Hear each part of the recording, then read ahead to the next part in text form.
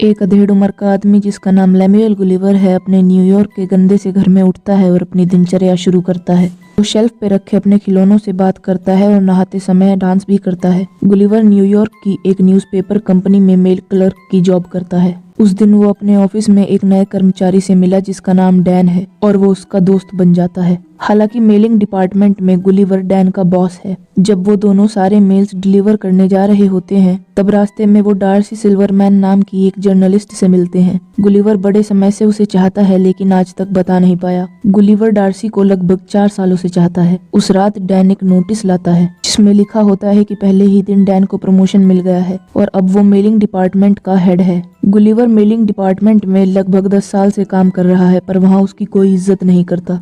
Dan Gulliver से कहता है कि गुलिवर अपनी बातों को कहने में बहुत हिचकिचाता है और शायद उसकी इस कमी की वजह से वो इस मेल क्लर्क की जॉब से कभी आगे नहीं बढ़ पाएगा। मायूस गुलिवर ऑफिस से घर जा ही रहा होता है कि वो देखता है कि डार्सी अभी तक ऑफिस में काम कर रही है। वो हिम्मत जुटाकर डार्सी को अपने मन की बात बताने उसके केबिन जाता है, लेकिन जाते ही वो बहुत नर्वस हो जाता है और हड़बड़ाहट में टेबल पे रखा पेपर उठाकर बाहर जाने लगता है। डार्सी उसे रोककर पूछती है कि क्या वो ट्रेवल राइटिंग के असाइनमेंट के लिए अप्लाई करना चाहेगा। बेचारा नर्वस गुलिवर उस असाइनमेंट को अगले ही दिन सबमिट करने के लिए मान जाता है।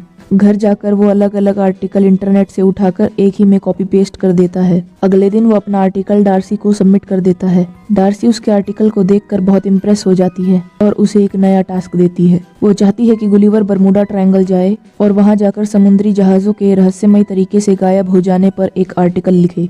गुलिवर डार्सी को इम्प्रेस करने के लिए मान जाता है। डार्सी गुलिवर के लिए बरमूडा में एक आदमी और एक बोट का अरेंजमेंट करवाती है। गुलिवर अगले दिन बरमूडा जाता है और वहाँ एक आदमी उसे लेने के लिए आया हुआ होता है। वो आदमी गुलिवर को एक बोट तक लेकर जाता है और उसे बोट चलाना सिखाता है। क्योंकि बोट एक ऑटोमेटिक बोट है तो गुलिवर का सफर काफी आसान हो जाता है। गुलिवर अकेला अपनी बोट से बरमूडा ट्रायंगल की ओर जा रहा होता है। शुरुआत के कुछ घंटे गुलिवर रोबोट को बनाने के बारे में बताने वाली मैगजीन्स पढ़कर और कोक पीकर अपना मन लगाता है, लेकिन कुछ देर बाद वो सो जाता है। जब वो सो के उठता है तो देखता है कि उसकी तरफ एक बहुत बड़ी लहर आ रही होती है। वो बड़ी लहर उसकी बोट से टकराती है और वो तुरंत ही अपनी लाइफ जैकेट पहन लेता है। बोट बहुत बुरी तरीके से समुद्र में लहरा रही होती है। गुलिवर पीछे मुड़ के देखता है तो एक बहुत बड़ा बवंडर उसकी तरफ आ रहा होता है। गुलिवर अपनी बोट के साथ उस समुद्र के टॉप पर पहुंच जाता है और देखते ही देखते स्क्रीन ब्लैंक हो जाती है। जब गुलिवर अपनी आंखें खोलता है तो वो हिल नहीं पाता। वो ये देखकर चौंक जाता है कि उसके पेट पर कुछ बहुत छोटे आदमी खड़े हैं। उनका लीडर अपना परिचय देता है और कहता है कि वो लिलीपुट का कमांडर एडवर्ड है। तभी कैमरा जूम होता है और दिखाते हैं कि बहुत सारे छोटे छोटे आदमी गुलिवर के पास खड़े हैं। उन्होंने गुलिवर को छोटी छोटी रस्सियों से और लकड़ियों से बांधा हुआ होता है। कमांडर एडवर्ड गुलिवर को एक भयंकर जानवर कहकर बुलाता है।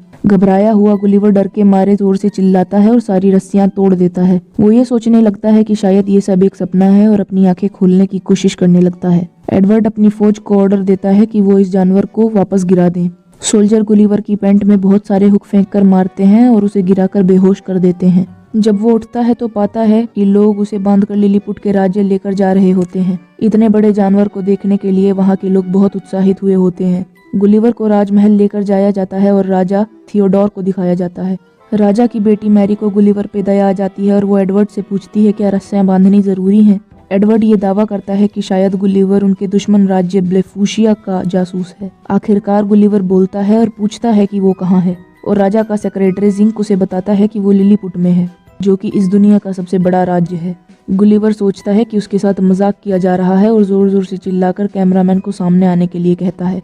अगले सीन में हमें दिखाते हैं कि गुलिवर को एक गुफा के अंदर बंद किया जा रहा है। वहाँ वो होरेशियो नाम के एक दूसरे कैदी से मिलता है जिसे कमांडर एडवर्ड ने उम्र कैद की सजा दी है प्रिंसेस मैरी को अपने प्यार के जाल में फंसाने के जुल्म में। और तभी गुलिवर एडवर्ड को गधा बुलाने लगता है। वहाँ एडवर्ड आ जाता है जो कि पहले से उन दोनों की बातें सुन रहा होता है। जब एडवर्ड गुलिवर को गुस्से से उम्र कैद देने की धमकी देता है तब गुलिवर उसे मनाने के लिए कहता है कि गधे का मतलब तो बहुत बहादुर होता है। जवाब से खुश होकर एडवर्ड दोनों कैदियों को खेत जोतने के लिए बाहर लेकर जाता है। वो गुलिवर को एक अजीब सी मशीन से बांध देता है।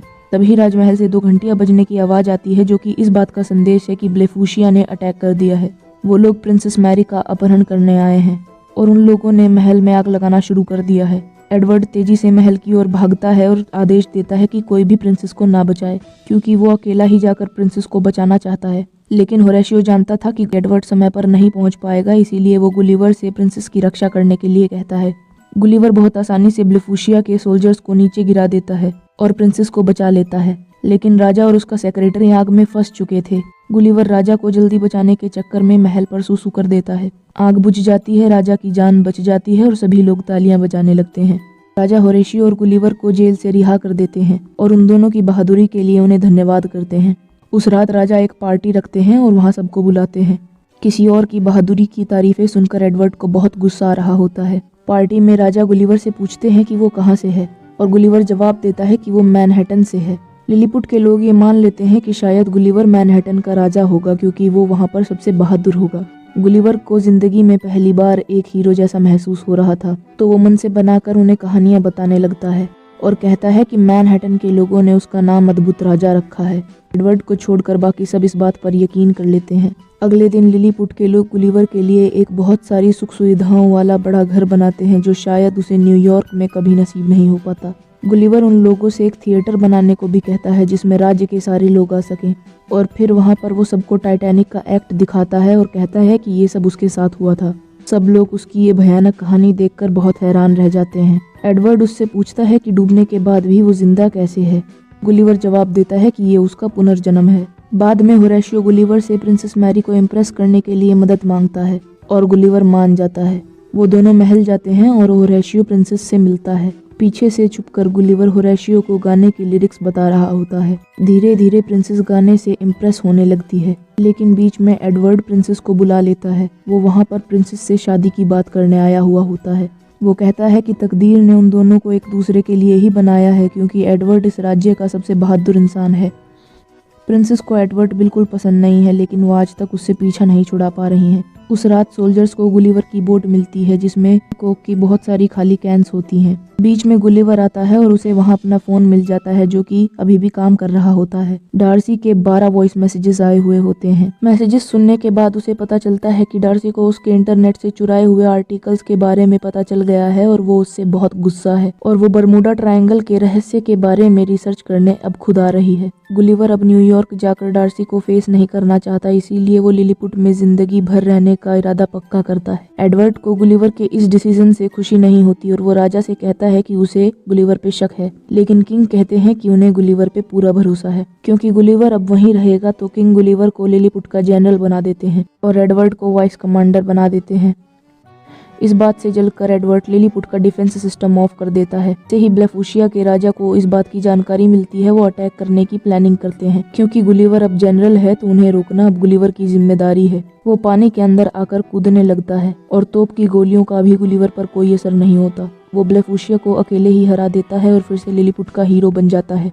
लिलीपुट के लोग गुलिवर की सारी इच्छाएं पूरी करते हैं। वो लोग न्यूयॉर्क की फेमस बिल्डिंग टाइम स्क्वायर का भी मॉडल बनाते हैं ताकि गुलिवर को घर जैसा महसूस हो सके। यहाँ तक कि वो अपने कपड़े पहनने का स्टाइल भी बदल देते हैं। बहुत सारे सोल्जर मिलकर गुलिवर को एक हेयर कट देते हैं और उसकी मसाज करते हैं। एक रात एडवर्ड प्रिंसेस के कमरे में बिना पूछे घुस जाता है और ये दावा करता है कि अब वो कभी भी प्रिंसेस के कमरे में आ सकता है क्योंकि वो अब प्रिंसेस से शादी करने वाला है। प्रिंसेस फाइनली एडवर्ड से ये बात कह देती है कि वो उसे बिल्कुल पसंद नहीं करती और ना ही वो उससे शादी करेगी। गुस्से में एडवर्ड ब्लेफूशिया की ओर निकलता है और वहाँ के राजा से मदद मांगता है। एडवर्ड के लोगों को गुलिवर की रोबोट बनाने वाली मैगजीन मिल जाती है। ब्लेफूशिया के राजा उसकी मदद करने के लिए मान जाते हैं और गुलिवर को हराने के लिए एक रोबोट बनाने का आदेश देते हैं। गुलिवर टाइम स्क्वायर के पास बैठा होता है कि तभी घंटियां बजती हैं और संकेत मिलता है कि ब्लेफूशिया ने अटैक कर दिया है। गुलिवर फिर से छोटे छोटे सोल्जर्स से लड़ने के लिए तैयार होता है, पर यह देखकर वो चौंक जाता है कि इस बार लड़ने के लिए एक बड़ा रोबोट आया है जो एडवर्ड कंट्रोल कर रहा है। एडवर्ड उसे मुकाबले की चुनौती देता है। गुलिवर के पास हाँ करने के सिवा दूसरा कोई चारा नहीं था। गुलिवर रोबोट को धक्का देने की कोशिश करता है, लेकिन रोबोट गुलिवर से काफी ज्यादा ताकतवर है। वो गुलिवर को उसकी पैंट पकड़कर उठा लेता है और गुलिवर को हार मानने के लिए कहता है। गुलिवर इस बात को एक्सेप्ट कर लेता है कि उसने अपने राजा होने वाली बात बनाकर बताई थी। राजा और राजकुमारी ये बात सुनकर चौंक जाते हैं क्योंकि गुलिवर ने उन्हें धोखा दिया। एडवर्ड गुलिवर को एक ऐसे द्वीप पर भेजता है जहाँ सबका जाना मना है। वहाँ गुलिवर को छोड़ दिया जाता है और वहाँ पर गुलिवर को एक बहुत बड़ी बच्ची पकड़ लेती है। गुलिवर को पता चलता है कि उस द्वीप पर उससे भी बड़े लोग रहते हैं। वो बच्ची सोचती है कि शायद गुलिवर कोई खिलौना है और वो उसे अपने बार्बी डॉल के घर में लड़कियों के कपड़े पहना कर रखती है। इसी समय लिलीपुट में डार्सी की बॉडी को बांधा जा रहा होता है। गुलिवर ने सबको बताया हुआ होता है कि डार्सी उसके राज्य में उसकी रानी है, तो एडवर्ड उसे पहचान लेता है और उसे भी बंदी बना लेता है। डार्सी वहाँ पर राजा थियोडोर और राजकुमारी से मिलती है, जिनको गुलिवर के हारने के बाद बंदी बना लिया गया था। होरेशियो ये सब देखता है और द्वीप पर वापस जाकर गुलिवर को वापस लाने की ठान लेता है। वो उस आइलैंड पर अपने साइज के कारण किसी को दिख नहीं सकता, जिस वजह से वो गुलिवर तक बड़ी आसानी से पहुंच जाता है। उस डॉल हाउस में एक यूएस के एयरफोर्स पायलट का भी स्केलेटन पड़ा था। गुलिवर उसके पैराशूट का इस्तेमाल करके लिलीपुट वापस पहुंच जाता है।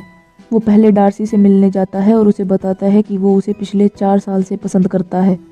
डार्सी उसे इंटरनेट से आर्टिकल कॉपी करने के लिए माफ़ कर देती है। गुलिवर एडवर्ड को फाइट करने के लिए चैलेंज करता है। इस बार वो किसी को भी अपनी बहादुरी नहीं दिखाना चाहता, बल्कि दिल से लिलीपुट की मदद करना चाहता है। अगले दिन वो मैदान में एक दूसरे के आमने सामने होते हैं। गुलिवर शर्त रखता है कि अगर वो जीतता है तो एडवर्ड को लिलीपुट का राजा वापस से राजा थियोडोर को बनाना होगा, लेकिन अगर वो हारता है तो एडवर्ड सारा राज्य तबाह कर देगा।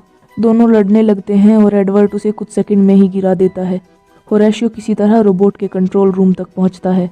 वो अंदर से एडवर्ड को हरा देता है, तो बाहर गुलिवर के लिए रोबोट को हराना आसान हो जाता है और सभी लोग खुश होकर तालियां बजाने लगते हैं। यहाँ तक कि डार्सी भी तालियां बजा रही होती है। होरेशियो को उसकी बहादुरी की वजह से प्रिंसेस मैरी से शादी करने की परमिशन मिल जाती है। फिर वो दोनों किस करते हैं, पर तभी एडवर्ड प्रिंसेस को पकड़कर उसे मारने की धमकी देता है। पर प्रिंसेस फाइनली उससे फ्रस्ट्रेट होकर एडवर्ड को एक मुक्का मारकर बेहोश कर देती है। फिर डार्सी और Gulliver for the first time किस करते हैं। ब्लेफुशियंस राजा थियोडोर को जंग की चुनौती देते हैं, पर गुलिवर उन्हें रोकता है और उन्हें शांति बनाए रखने के लिए समझाता है। गुलिवर अपने इस इरादे में भी कामयाब हो जाता है। उसकी बातों से दोनों राज्यों में दोस्ती हो जाती है और फाइनली गुलिवर और डार्सी अपनी बोट से न्यूयॉर्क के लिए रवाना होते हैं। कुछ हफ्तों बाद दिखाते हैं कि गुलिवर ने मेल क्लर्क की जॉब छोड़ दी है और अब वो एक ट्रैवल राइटर है और वो और डार्सी एक दूसरे के साथ बहुत खुश हैं। जैसे ही वो दोनों एक दूसरे का हाथ पकड़कर कमरे से बाहर जा रहे होते हैं, मूवी खत्म हो जाती है। ऐसी और वीडियोस के लिए चैनल को सब्सक्राइब करें। Thank you.